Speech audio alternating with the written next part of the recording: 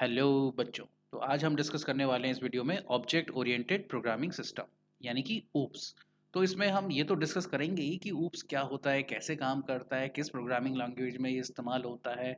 हम साथ ही ये भी डिस्कस करेंगे कि इसकी ज़रूरत क्या पड़ी भाई, पुराने जो हमारे प्रोग्रामिंग सिस्टम थे उसमें ऐसी क्या कमियां थी भाई कि जो हमें नए सिस्टम को डेवलप करने की ज़रूरत पड़ गई। तो ये सारी चीज़ें हम इस वीडियो में आज डिस्कस करने वाले हैं। ठीक है बच्चों, तो चलिए शुरू करते हैं। तो बच्चों, उनकी कमियां जानने से पहले हम ये जान लेते हैं कि जो हमारे पुराना सिस्टम था उसमें होता क्या था आखिर। और जब होता क्या था तो ये हमें पता चल जाएगा तो उसकी कमियां भी हमें पता चल जाएंगी। फिर हम ये भी जान जाएंगे कि आखिर हमें नए सिस्टम की ज़रूरत क्यों पड़ी। ठीक है। तो ऐसा था बच्चों कि जो पुराना सिस्टम था ना उसका नाम था प्रोसीजर ओरिएंटेड प्रोग्रामिंग सिस्टम। इसमें क्या होता था कि जो पुरानी लैंग्वेजेस थी ना, सी, पास्कल, फोर्ट्रान, ये इस्तेमाल होती थी। अब ये जो प्रोग्रामिंग लैंग्वेजेस थी ना, इनमें जो प्रोग्राम बनते थे वो इंस्ट्रक्शंस को एक सीक्वेंस में स्टोर कर लिया जाता था। एक कोड लिख लिया जाता था और उसको कुछ नाम देते थे और उसको हम बोल देते थे फंक्शन। ठीक है। जैसे यहाँ पर आप एग्जाम्पल देख रहे हो कि हमारा स्टेटमेंट कैसे बनेगा। पहले गेट सम इनपुट, पहला हमारा इंस्ट्रक्शन, फिर दूसरा हो गया ऐड दीज नंबर्स, फिर हो गया divide by 6 and display the output. तो ये हमारा एक सीक्वेंस हो गया, यानी हमारा एक प्रोग्राम हो गया, इसको हम एक फंक्शन का नाम दे देते थे। ठीक है। अब जब इसको फंक्शन का नाम दे देते थे और फिर ये जो सारे फंक्शंस होते थे इनको एक कलेक्टिवली हम बोलते थे मॉड्यूल। ठीक है।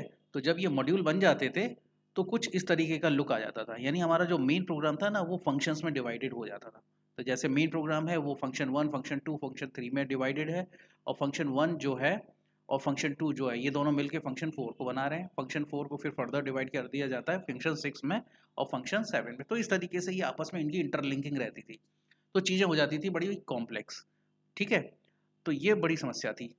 और साथ ही साथ क्या होता था कि जब फंक्शन बहुत सारे हो जाते थे ना, तो अब क्या था, दो चीज़ें और थी बच्चों की। दो चीज़ें क्या थी वो, एक तो होता था ग्लोबल डेटा और एक होता था लोकल डेटा। यानी डेटा को दो तरीके से हम यूज़ कर रहे थे, ग्लोबली और एक लोकली। ग्लोबल डेटा क्या है, जिसको सारे फंक्शन यूज़ कर रहे हैं उसे हम बोल देते हैं ग्लोबल डेटा। और जो हर फंक्शन का अपना खुद का डेटा होता है उसे बोल देते हैं लोकल डेटा। अब जो ग्लोबल डेटा की बात करें तो फंक्शन, सारे फंक्शन उसको यूज़ कर रहे हैं। कोई भी फंक्शन किसी भी डेटा को यूज़ कर रहा है तो होगी भाई सिक्योरिटी की प्रॉब्लम। ये कुछ ऐसे ही हो गया कि जैसे आपके घर के सामान को कोई भी आके यूज़ करना शुरू कर दे। टीवी आपका यूज़ कोई भी कर रहा है। ठीक है। जैसे मंदिर हो गया, मंदिर में कोई भी आए, मंदिर में पूजा करके चला जाए। तो ये कुछ ऐसी हो गई, कौन आया कौन गया पता नहीं जी। है ना। तो यहाँ पर बड़ी दिक्कत हो रही थी। लोकल डेटा तो चलो ठीक है, फंक्शन का अपना है, कोई और नहीं जानता। लेकिन ग्लोबल डेटा के साथ ये बहुत दिक्कत हो रही थी कि डेटा को सिक्योर नहीं कर पा रहे थे हम। ठीक है। तो इस तरह की कुछ प्रॉब्लम्स आ रही थी। चलिए अब बात कर लेते हैं उन सारी परेशानियों को जिसकी वजह से ये नई प्रोग्रामिंग लैंग्वेज को बनाने की ज़रूरत पड़ी। तो क्या थी वो कमी? पहली कमी तो यही हो गई बच्चों कि भाई कोई भी आए और उस डेटा को यूज़ करे, करप्ट कर दे, हो गया गड़बड़। है ना। कैसे सिक्योरिटी मिले, बैंक में इतना सारा डेटा होता है, कैसे उसको सिक्योर रखोगे भाई। है ना। तो ये दिक्कत आ रही। दूसरी ये हो रही थी कि भाई जो बड़े प्रोग्राम्स थे, अब बड़े बड़े प्रोग्राम में कौन सा फंक्शन किस डेटा को यूज़ कर रहा है ये भी बड़ी दिक्कत हो रही थी, क्योंकि बहुत सारे फंक्शन है, बहुत सारे फंक्शन अलग अलग डेटा को यूज़ कर रहे हैं, कैसे यूज़ कर रहे हैं, कहाँ यूज़ कर रहे हैं, कुछ नहीं पता चल रहा। ठीक। कॉम्प्लेक्स हो गई प्रॉब्लम। ठीक। अब मान लीजिए कोई नया डेटा हम यूज़ करना चाहते हैं, नया डेटा यूज़ करना चाहते हैं तो भाई फंक्शन को भी चेंज करना पड़ेगा, क्योंकि फंक्शन तो पहले ही बनाए जा चुके हैं। और जब फंक्शन पहले ही बनाए जा चुके हैं और नई चीज़ हमें लानी है तो फंक्शन में चेंज करना पड़ेगा। और भी होगी प्रॉब्लम कॉम्प्लेक्स। ठीक। यानी इस तरह से कुल मिला के कहानी ये बन रही थी बच्चों की, जो रियल वर्ल्ड प्रॉब्लम्स थी ना, हमारी रोजमर्रा की जो प्रॉब्लम्स थी जो हम कंप्यूटर के जरिए सॉल्व करना चाहते हैं, वो उनका सोल्यूशन हम ठीक से नहीं कर पा रहे थे, यानी मॉडलिंग ठीक से नहीं हो पा रही थी। तो ये एक बहुत बड़ी समस्या हो रही थी।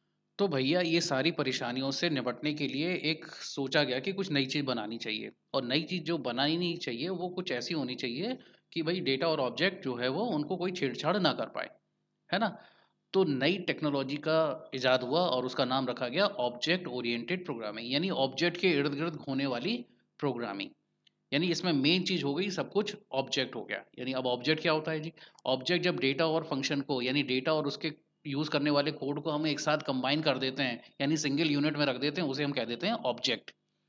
तो डेटा और उसका फंक्शन एक चीज में रख दिया ऑब्जेक्ट में, यानी ऑब्जेक्ट के अंदर हो गया डेटा और फंक्शन। ठीक है। इससे हमने जो है कई सारी चीज़ें सॉल्व कर ली, जैसे हम रीयूज कर पाए कोड को, हम अपने कोड को मेंटेन भी कर पाए। तो ये हमारी नई चीज़ें हो गई। है ना। इसके अलावा अब क्या था कि अब हमने अपने प्रोग्राम को क्या करना शुरू कर कर दिया कि खूब सारे ऑब्जेक्ट्स में डिवाइड कर दो।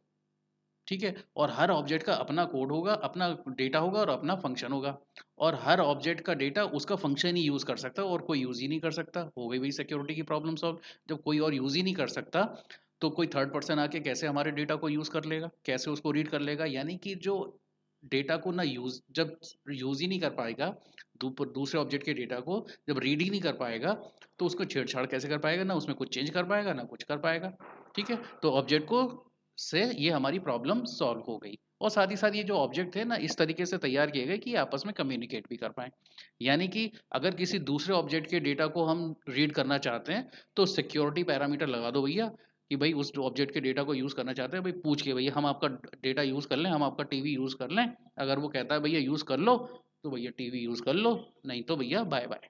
तो ये मिल गया हमको सिक्योरिटी का तरीका। जैसे यहाँ आप देख रहे हो बच्चों, कुछ ऑब्जेक्ट्स हैं, उनके बीच में एक रिलेशन है। ऑब्जेक्ट, हर ऑब्जेक्ट का अपना डेटा है और अपने फंक्शंस हैं। यानी कि उस ऑब्जेक्ट के डेटा को सिर्फ उसी ऑब्जेक्ट के फंक्शन यूज कर सकते हैं, कोई और यूज नहीं कर सकता, बशर्ते जब तक वो अपनी परमिशन ना दे। तो यहाँ पर हमारे पास तीन तरह के ऑब्जेक्ट हैं और तीनों आपस में कम्युनिकेट कर सकते हैं, तभी कर सकते हैं जब वो परमिशन देंगे तभी। तो अब बात कर लेते हैं वो सारे फीचर्स जो इस ऑब्जेक्ट ओरिएंटेड प्रोग्रामिंग में रखे गए, यानी ऊप्स में रखे गए। तो वो क्या फीचर थे या कंसेप्ट थे?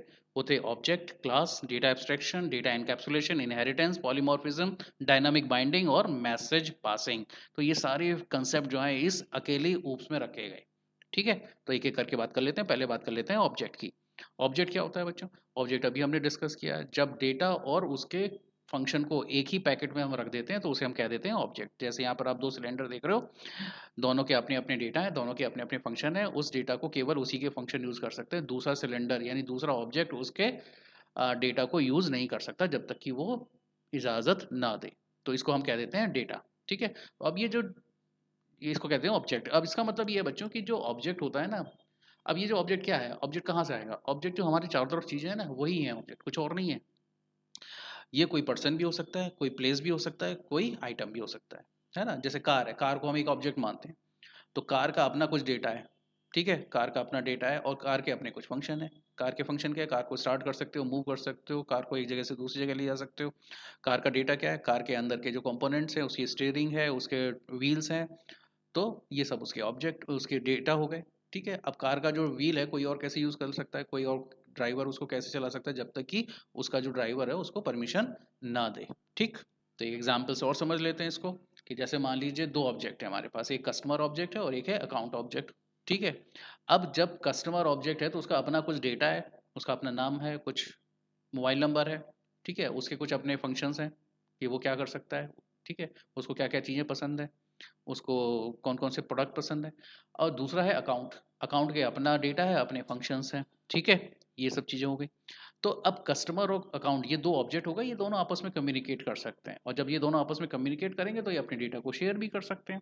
और जब डेटा शेयर हो जाएगा तो काम हमारा हो जाएगा, है ना? तो जो कस्टमर है वो अपने अकाउंट से रिक्वेस्ट करेगा कि भैया मेरे को अपना बैंक बैलेंस चेक करना है, बता दो मुझे। तो जब अकाउंट देखेगा कि हाँ भाई ठीक है, इसको हम बता सकते हैं, इसका बैंक बैलेंस दे सकते हैं, तो वो डेटा उसको कस्टमर को भेज देगा और कस्टमर अपना बैंक बैलेंस चेक कर लेगा। ठीक है, तो अब बात करते हैं क्लास की। क्लास क्या होती है ये? क्लास एक तरीके का, ये समझ लो जैसे आपके बीटेक फर्स्ट ईयर की क्लास है, उसमें 50 स्टूडेंट्स हैं, तो क्लास हो गई एक डेटा टाइप। ठीक है, तो क्लास के जो मेंबर्स हैं वो उसके स्टूडेंट्स हो गए। ठीक है, उनका अपना डेटा है, उनके कुछ फंक्शन हो गए, तो ये क्लास हो गई। ठीक है, अब इसको ऐसे भी समझ सकते हैं, जो क्लास होती है ना वो अगर प्रोग्रामिंग की लैंग्वेज में समझें तो क्लास एक डेटा टाइप होती है। जैसे इंटीजर फ्लोट होते हैं ना डेटा टाइप, वैसे क्लास एक डेटा टाइप होती है।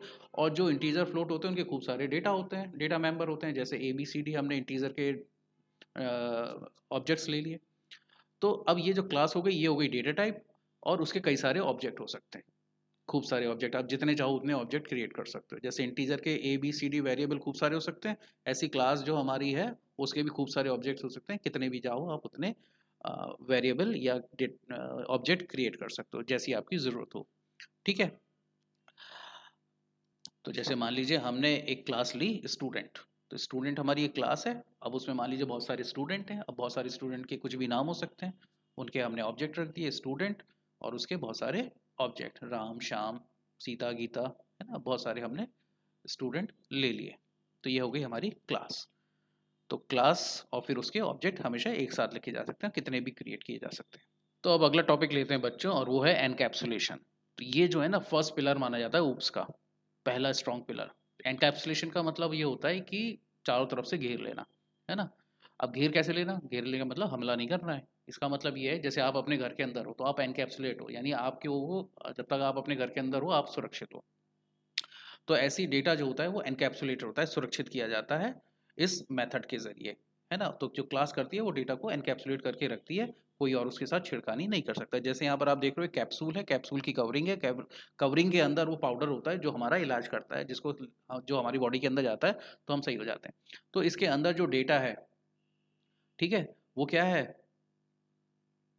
वो हमें हमारा इलाज करने वाला है ना। तो जो ऊपर की जो कवरिंग है वो तो हो गई क्लास, और इसके अंदर जो चीज़ें भरी हुई हैं वो हो गए इसके मेथड्स और इसके वेरिएबल्स, जो इसको उन वेरिएबल्स के ऊपर काम करेंगे, मेथड्स, है ना। अच्छा जी, अब ये तो हो गई इसकी बात। अब क्या हो गया कि ये जो एनकैप्सुलेशन होता है ना, इसका मतलब ये हो गया कि जो डेटा मेंबर्स और जो मेंबर फंक्शंस हैं इनको बांधे रखो, इनको आपस में बांधे रखो और बाकी लोगों से हाइड करके रखो, ताकि हर कोई इनको देख ना पाए। ये होता है एनकैप्सुलेशन का काम। हाइड क्यों करो, क्योंकि फिर कोई भी आपके घर में घुस जाएगा, फिर तो वही वाली बात होगी ना। तो अपने घर को सेफ रखना है, यानी अपने आप को प्रोटेक्ट करना है, तो डेटा मेंबर्स और मेंबर फंक्शंस को दूसरी ऑब्जेक्ट के डेटा मेंबर्स और मेंबर फंक्शंस के से छिपा के रखो, अलग रखो, वो उनको रीड ना कर पाए। ठीक है, तो ये कहलाता है एनकैप्सुलेशन। इसको एक एग्जांपल से समझ लेते हैं। जैसे मान लो एक मेडिकल स्टोर पर आप जाते हो कोई मेडिसिन लेने के लिए, आप उसको एक पर्चा देते हो कि भैया मुझे ये दवाई दे दो।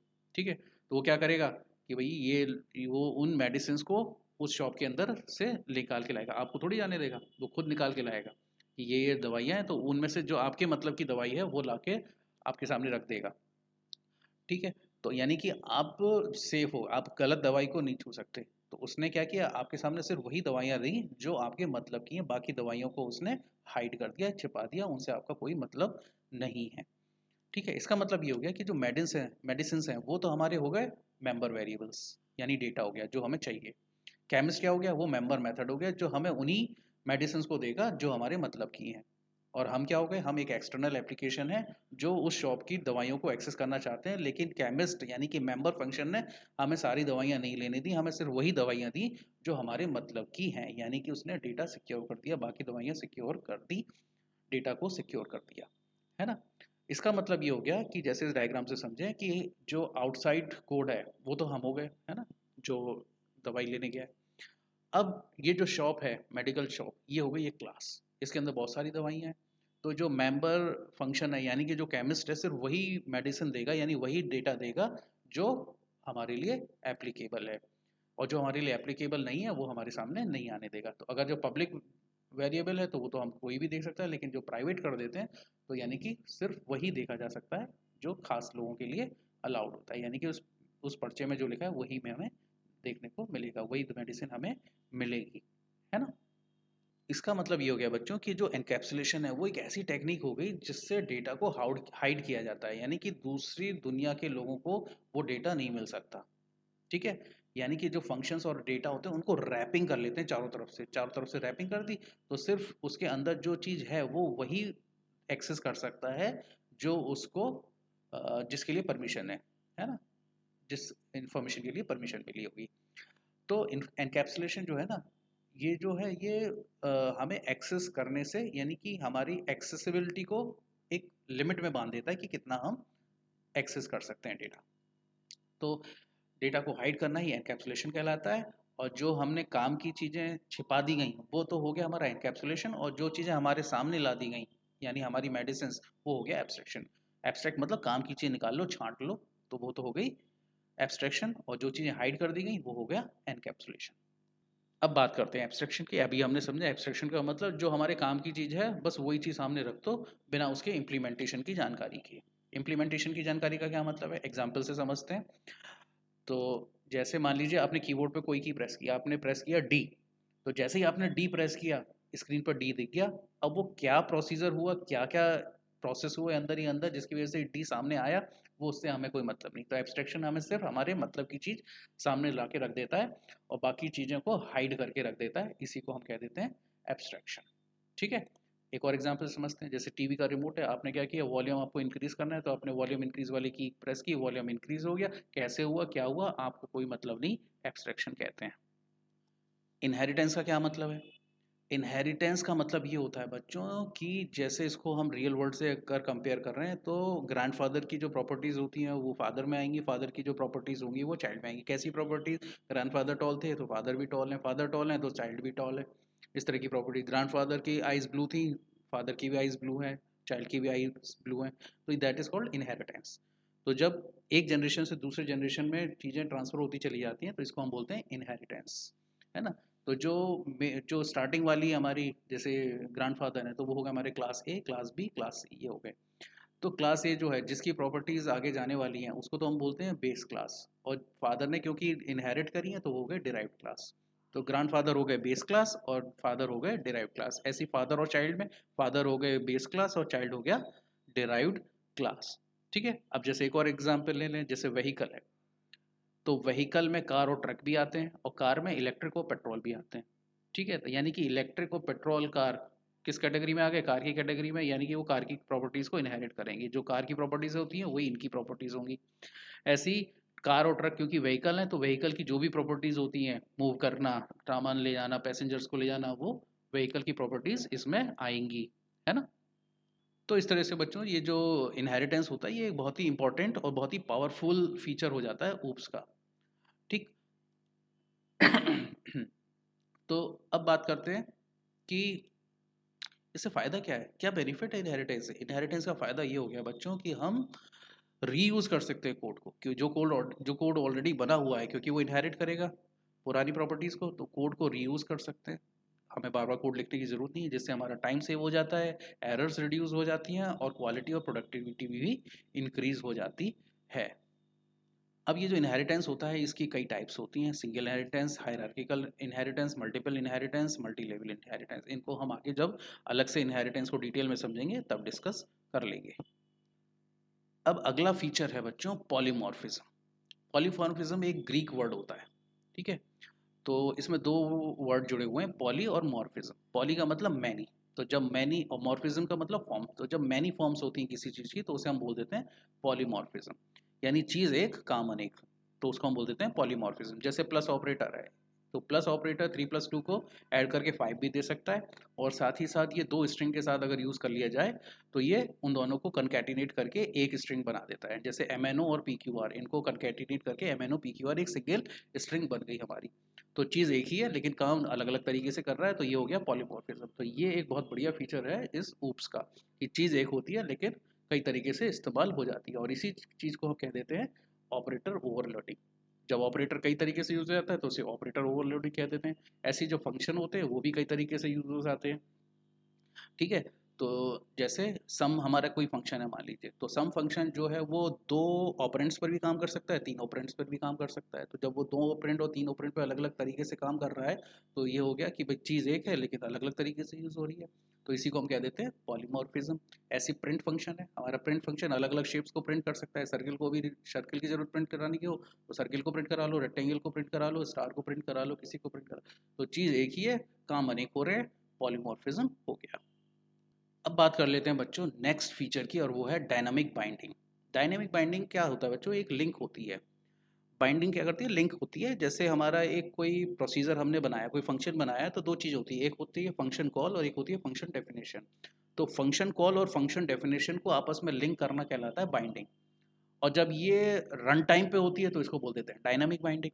यानी कि जब रन टाइम पे बाइंड करना, रन टाइम का मतलब ये हो गया कि कौन से फंक्शन को कॉल करना है। फंक्शन एक ही है, ठीक है। जैसे मान लीजिए 2 नंबर ऐड करना है या 3 नंबर को ऐड करना है, लेकिन 2 वाले के साथ जाना है या 3 वाले के साथ जाना है, ये पता कब चलेगा? रन टाइम के टाइम ही, जब प्रोग्राम रन हो रहा होगा, उससे पहले तो नहीं पता चलेगा कंपाइलर को। तो ये हो गया डायनामिक। तो जब चीज़ें डायनामिक होती है कि बिल्कुल कभी भी कुछ भी चेंज हो सकता है, तो उसको हम बोल देते हैं डायनामिक। तो जब लिंकिंग डायनामिक हो जाती है तो उसे डायनामिक लिंकिंग कहते हैं, यानी कि पहले से पता नहीं होता, वो होती है डायनामिक बाइंडिंग। ऐसी स्टैटिक बाइंडिंग होती है, स्टैटिक का मतलब पहले से पता है क्या होना है, तो स्टैटिक बाइंडिंग हो जाती है। रन टाइम पे पता चलता है तो डायनामिक बाइंडिंग हो जाती है। अब जैसे फंक्शन कॉल है, फंक्शन कॉल ने 2 वाले को ऐड करना है या 2 या 3 वाले को ऐड करना है, रन टाइम पे पता चलता है कि कितने वेरिएबल्स भेजे गए, तो जितने वेरिएबल्स भेजे गए उसी हिसाब से फिर वो उस फंक्शन को कॉल कर देता है, यानी बाइंड कर देता है, ठीक, तो ये कह जाती है डायनामिक बाइंडिंग, जिसे हम लेट बाइंडिंग भी कह देते हैं, है ना। तो ये एग्जाम्पल हो गया इसका। ना आखिरी फीचर की बात कर लेते हैं बच्चों, और वो है मैसेज पासिंग। मैसेज पासिंग मतलब जो ऑब्जेक्ट्स होते हैं ना, क्लास होती है, क्लास के खूब सारे ऑब्जेक्ट्स होते हैं। अब ये जो ऑब्जेक्ट्स होते हैं ये आपस में कम्युनिकेट करते हैं ताकि डेटा शेयर हो जाए, और डेटा शेयर हो जाएगा तो काम होता रहेगा। किसके थ्रू डेटा शेयर होता है? उन फंक्शंस के थ्रू जो उन ऑब्जेक्ट्स के साथ होते हैं, है ना। तो अब ये जो मैसेज पासिंग होती है इन ऑब्जेक्ट्स में होती रहती है, तो उसी की वजह से जो है पूरा प्रोग्राम काम करता है, क्योंकि मैसेज पासिंग होनी बहुत ज़रूरी है। ठीक, जैसे एक ने रिक्वेस्ट किया, दूसरे ने उस रिक्वेस्ट को पूरा किया। उसने कहा कि भाई मेरा बैंक अकाउंट का मेरा बैंक बैलेंस बता दो। एक ऑब्जेक्ट ने रिक्वेस्ट किया दूसरे से, तो दूसरे ने उस रिक्वेस्ट को पूरा कर दिया, हो गया मैसेज पासिंग। उसने रिक्वेस्ट किया, उसने उसके पास वापस बैंक बैलेंस की डेटा भेज दिया, हो गया मैसेज पासिंग। तो इसको हम बोल देते हैं मैसेज पासिंग। अब ये किस तरीके से होता है? पहले क्लास क्रिएट करनी पड़ती है, फिर ऑब्जेक्ट क्रिएट करने पड़ते हैं, उनको डिफाइन कर दिया जाता है, और फिर उनके बीच में एक रिलेशनशिप डाल दी जाती है ताकि वो आपस में कम्युनिकेट कर सकें।